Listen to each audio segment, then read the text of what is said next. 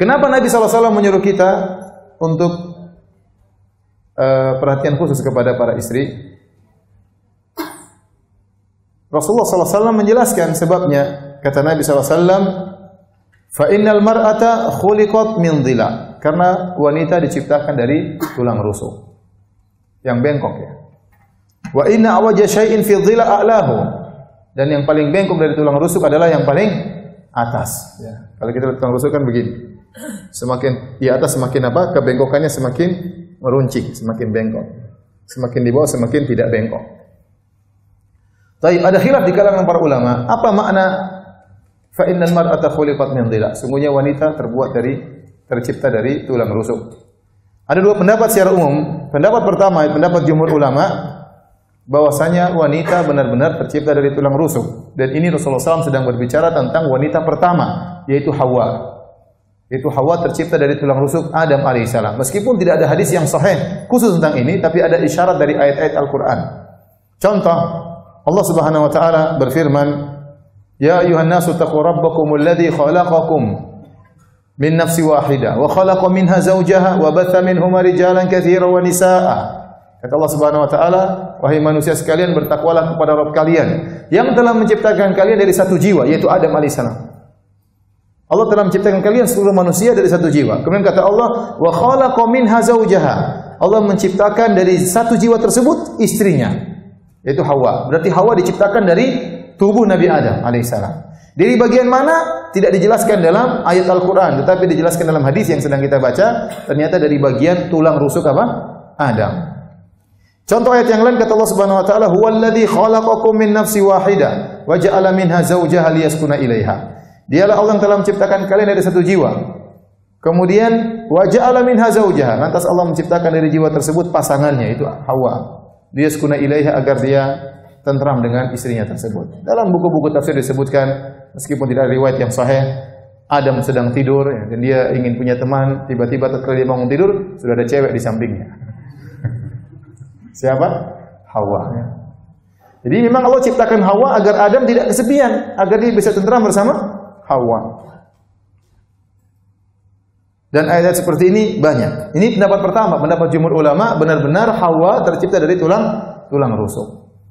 Pendapat sebagian ulama yang lain, di antaranya dipilih oleh Al-Mula Ali Al-Qari, di antaranya dipilih oleh Syekh Albani rahimahullahu taala ya, bahwasanya wanita diciptakan dari tulang rusuk itu hanyalah kiasan.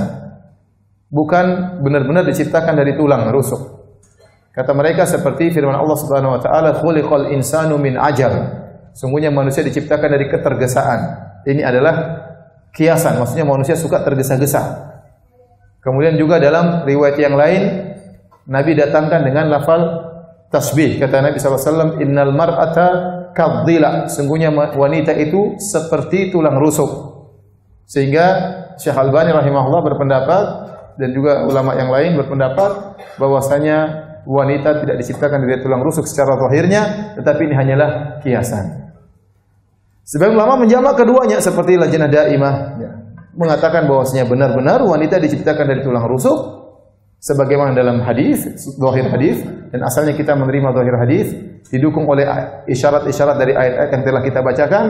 Dan tatkala wanita tercipta asalnya dari tulang rusuk, maka asal penciptaannya memberi pengaruh dalam akhlaknya. Sebagaimana iblis diciptakan dari api, ada pengaruhnya. Menyala-nyala, merasa tinggi, sombong, api kan meninggi ya.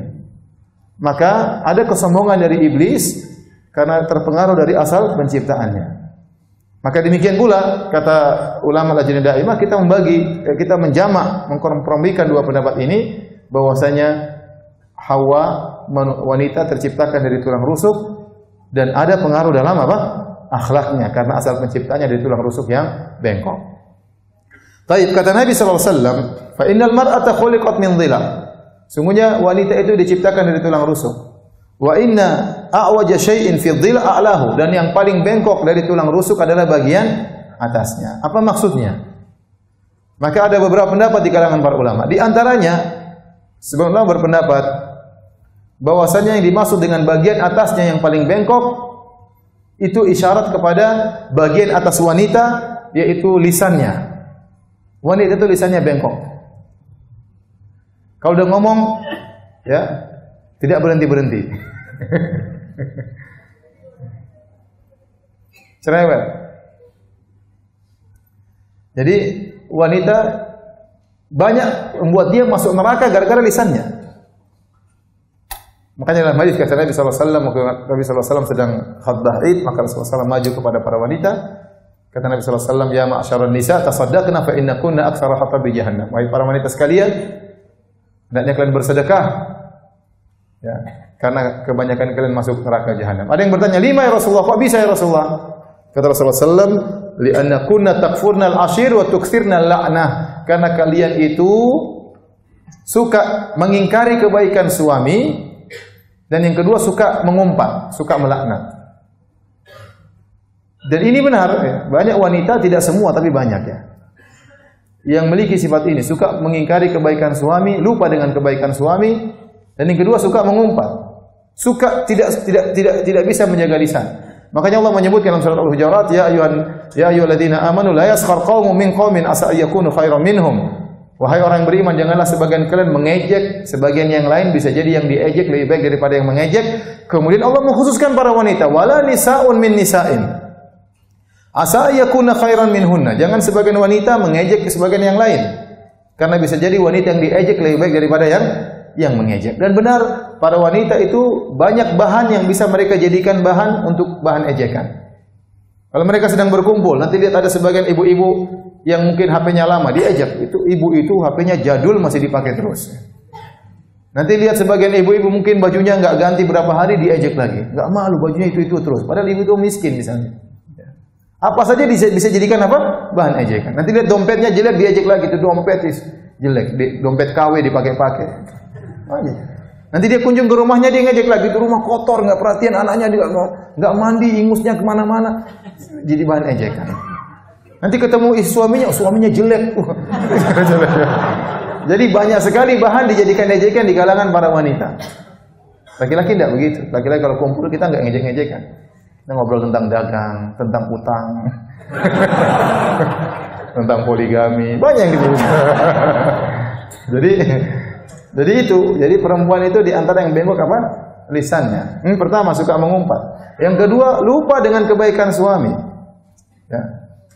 Kata Nabi sallallahu alaihi wasallam, "Lau ahsanta ila ihdahunna dahra, thumma ra'at minka syai'an laqalat ma ra'aitu minka khairan qat."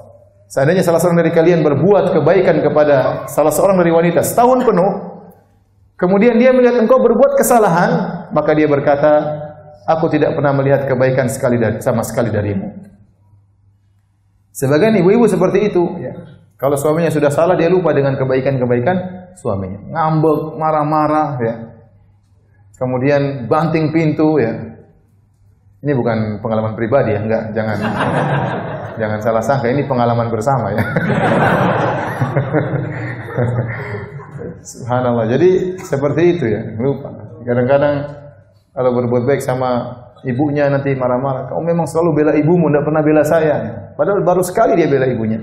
Biasanya istrinya juga dibela. Nanti ada kesalahan, "Kamu memang nggak pernah cinta sama saya selama ini." Gimana nggak cinta? Anak kita sudah 7, dari mana keluarnya itu 7? Ya. Datang dengan sendirinya tanpa cinta, tanpa kasih sayang ya.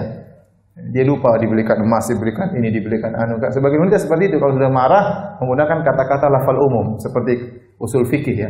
"Kamu sama sekali tidak pernah, kamu sama sekali tidak pernah." Ini lafal-lafal langsung menjerumuskan dalam neraka jahanam ya.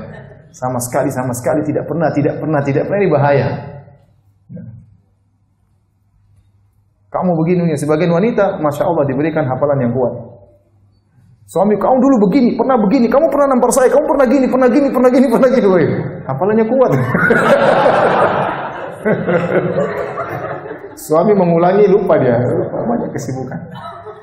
Jadi inilah sebagian tafsir ulama bahwasanya yang dimaksud dengan bagian atas yang paling rusak adalah bagian apa? Lisan. Ini